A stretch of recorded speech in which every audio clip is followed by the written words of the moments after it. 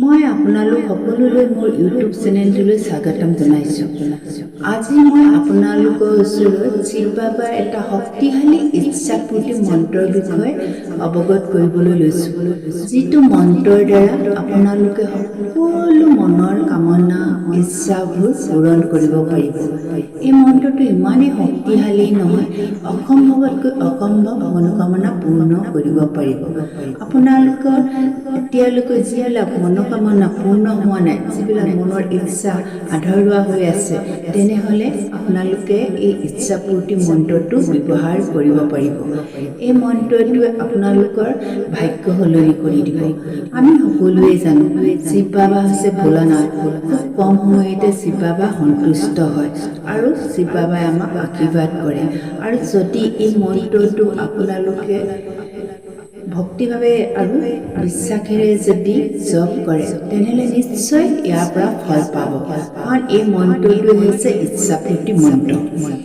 আমি এই শাওণ মাহৰ পৰাই, পবিত্ৰ শাওণ মাহৰ পৰাই এই মন্ত্ৰটো জপ কৰিবলৈ আৰম্ভ কৰি দিব পাৰোঁ। যদি আপোনালোকে এই ভিডিঅ'টো শাওণ মাহৰ পৰা পাইছে, তেতিয়াহ'লে এই শাওণ মাহৰ পৰা এই মন্ত্ৰটো জপ কৰিবলৈ আৰম্ভ কৰি দিয়ক।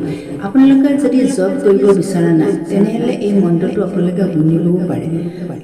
বিভিন্ন ইউটিউব চেনেলত এই মন্ত্ৰটোৰ বিষয়ে আলোচনা কৰা আছে বা এই মন্ত্ৰটোৰ বিষয়ে অৱগত কৰোৱা হৈছে। কাৰণ এই মন্ত্ৰটো ইমানেই শক্তিশালী যে আপোনালোকৰ জীৱনত উন্নতি জখলাত আগবঢ়াত সহায় কৰিব। আপোনালোকৰ যিবিলাক কাম আজিলৈকে আধৰুৱা হৈ আছে, সেই কামবিলাকো এই মন্ত্ৰটোৱে আপোনালোকক পৰিপূৰ্ণ কৰি দিব। আপোনালোকে কিন্তু এই মন্ত্ৰটো অবিৰতভাৱে জপ কৰিব লাগিব। এটা নিয়ম শৃংখলাৰ মাজেদি যাব লাগিব। ভয় নকৰিব। এনে কোনো নিয়ম শৃংখলা নাই যে যাতে আপোনালোকৰ কিবা বিপদ বিঘিনি হ'ব। নিয়ম শৃংখলা মানে হৈছে আপোনালোকে প্ৰতিদিনে এই মন্ত্ৰটো জপ কৰিব লাগিব। নহ'লে বা আপোনালোকে শুনিবও পাৰে। শুনিলেও সমানে ফল পোৱা যায়। শুনিব সময়ত আপোনালোকে মনত যিটো ইচ্ছা আছে, সেই ইচ্ছাটোৰ কথা ভাবি আৰু একান্ত মানে এই মন্ত্ৰটো জপ কৰিব। নহ'লে বা আপোনালোকে নিজেও এই মন্ত্ৰটো জপ কৰিব পাৰে। কাৰণ এই মন্ত্ৰটো বহুত সহজ হয়। শিৱ বাবাৰ এটা নাম হয়, যিটো নামে আপোনালোকক জীৱনটো উন্নতি পথলৈ আগুৱাই লৈ যোৱাৰ সহায় কৰিব। এই ইচ্ছাপূৰ্তি মন্ত্ৰটো মই আপোনালোকক কৈছোঁ, জীৱনত ব্যৱহাৰ কৰক আৰু জীৱনটো সলনি কৰি দিয়ক। কোনো ভয় নকৰিব। আমি চবেই জানো বাবা ভোলানাথ হয় আমাৰ মনোকামনা তৎক্ষণাতে পূৰ্ণ কৰি দিব। কেৱল আপোনালোকে ভক্তিভাৱে একান্তভাৱে এই মন্ত্ৰটো অবিৰতভাৱে জপ কৰি যাওক, নহ'লে শুনক। আৰু এই মন্ত্ৰটোৰ পৰা কি আমাৰ লাভ হ'ব বা উপকাৰিতা হ'ব, সেই বিষয়ে অলপ আলোচনা কৰিব বিচাৰিছোঁ। এই মন্ত্ৰটোৰ দ্বাৰা প্ৰথমে আহিব আপোনাৰ মানসিক শান্তি, যিটো আজিকালি মানুহৰ মাজত খুব কম দেখা যায়। আৰু এই মানসিক শান্তি এই মন্ত্ৰটোৱে দিব। এই অহাৰ লগে লগে আপোনালোকৰ ঘৰখনো শান্তিপূৰ্ণ হৈ পৰিব। আৰু ঘৰৰ পৰিৱেশ শান্তি হোৱা মানেই হৈছে আপোনালোকৰ জীৱনৰ এটা খোজ আগবাঢ়ি যোৱা। আৰু এই মন্ত্ৰটো উচ্চাৰণে আপোনাৰ ঘৰখনো সুখ শান্তিৰে পৰিপূৰ্ণ কৰি তুলিব। আৰু আপোনালোকৰ মাজত যি হতাশা আছে জীৱনক লৈ, এই হতাশাও এই মন্ত্ৰটোৱে দূৰ কৰিব। যিবিলাক আমাৰ নকাৰাত্মক চিন্তাধাৰা, নিগেটিভিটি মানে, সেই সকলো নিগেটিভিটি আপোনালোকৰ জীৱনৰ পৰা দূৰ কৰিব।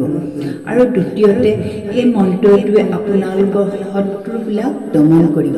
আপোনালোকৰ জনা নজনাকৈ বহুতো শত্ৰু থাকিব পাৰে।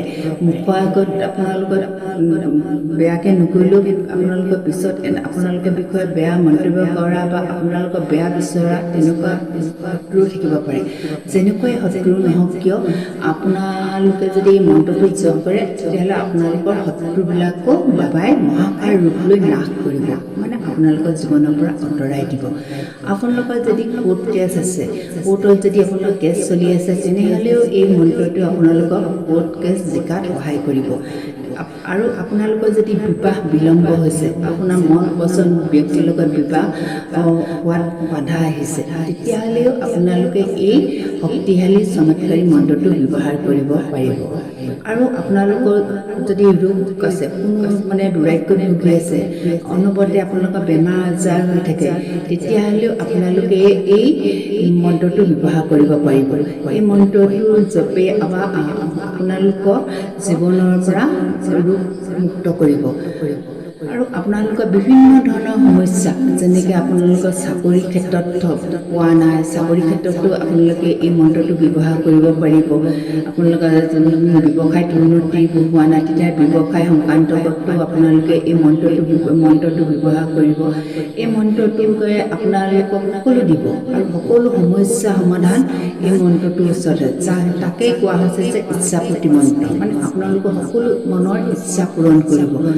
এই শক্তিশালী চমৎকাৰী ইচ্ছাপূৰ্তি মন্ত্ৰটো আপোনালোকে ব্যৱহাৰ কৰক আপোনালোকৰ জীৱন সলনি কৰিবই কৰিব ভাগ্য উদয় হ'ব আৰু বাবাৰ আশীৰ্বাদ সদায় আপোনালোকৰ ওচৰত থাকিব আৰু বাবাই আপোনালোকক সুৰক্ষা কৱচ হিচাপে প্ৰতিটো সময়তে আপোনালোকক সুৰক্ষা দিব আৰু এই মন্ত্ৰটো ব্যৱহাৰ বা জপ কেনেকৈ কৰিব প্ৰথমে আপোনালোকে যিকোনো এটা বাৰ কোনো কথা নাই যে সোমবাৰে কৰিব লাগিব বা শাওণ মাহতে কৰিব লাগিব যেতিয়াই মন যায় আপোনালোকে এই মন্ত্ৰটো জপ কৰিবলৈ আৰম্ভ কৰিব পাৰে প্ৰথমে শিৱ বাবাৰ ওচৰত আপোনালোকে একান্ত মনেৰে ধ্যানত বহি আপোনালোকৰ মনৰ যি ইচ্ছা আছে তাক প্ৰকাশ কৰিব তাৰপিছত বাবাক ক'ব মই ধৰক 21 দিন এই মন্ত্ৰটো অবিৰতভাৱে জপ কৰি যাম বা শুনি তেনেকৈ কৈ বাবাৰ ওচৰত চাকি এগছ আগবঢ়াব এপাহ ফুল দি আৰু তাৰপিছতে আপোনালোকে এই মন্ত্ৰটো জপ কৰি যাব এই মন্ত্ৰটো জপ কৰিবলৈ আপোনালোকৰ কোনো বিশেষ সমস্যা নহয় কাৰণ এই মন্ত্ৰটো বহুত সহজ মন্ত্ৰ হয়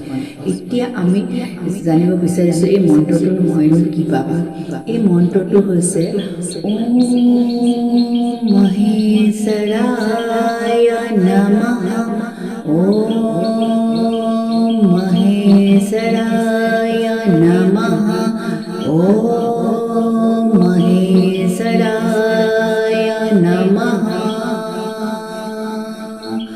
আৰু এই সুন্দৰ শক্তিশালী বাবাই মন্ত্ৰটো জপ কৰিছ এই জপে সঁচাকৈ আপোনালোকৰ জীৱনলৈ শান্তি আনন্দ টকা পইচা সকলো আকৰ্ষণ কৰিব পাৰিব আৰু এই আপোনালোকৰ জীৱনত এটা ৰক্ষা কৱচ হিচাপে এই মন্ত্ৰই আপোনালোকক কাম কৰিব আপোনালোকৰ বাবা সুৰক্ষাত প্ৰতিটো মুহূৰ্ততে থাকিব আপোনালোকৰ চিন্তাধাৰা সলনি হ'ব জীৱনটো মানে এক পজিটিভ দিশলৈ আগবাঢ়ি যাব যি বিচাৰে তাকে পাব কিন্তু ভক্তিভাৱে আকৌ কৈছোঁ আস্থাৰে বা বাবাৰ ওপৰত সম্পূৰ্ণ বিশ্বাস থাকিব আৰু বাবাৰ লগত বিশ্বাস কৰা উপৰিও এই মন্ত্ৰটোৰ ওপৰতো বিশ্বাস থাকিব লাগিব তেতিয়া দেখিব আপোনালোকৰ ইচ্ছা তৎক্ষণাৎ পূৰ্ণ হ'ব কাৰণ এই মন্ত্ৰটো যদি আপোনালোকে আজি যদি উচ্চাৰণ কৰিছে বা জপ কৰিছে তেনেহ'লে খুব কম সময়তে কেতিয়াবা আপোনালোকৰ 2-3 দিনতে সমস্যাবিলাক সমাধান হোৱা দেখা যায় কেতিয়াবা অলপ টাইম লাগে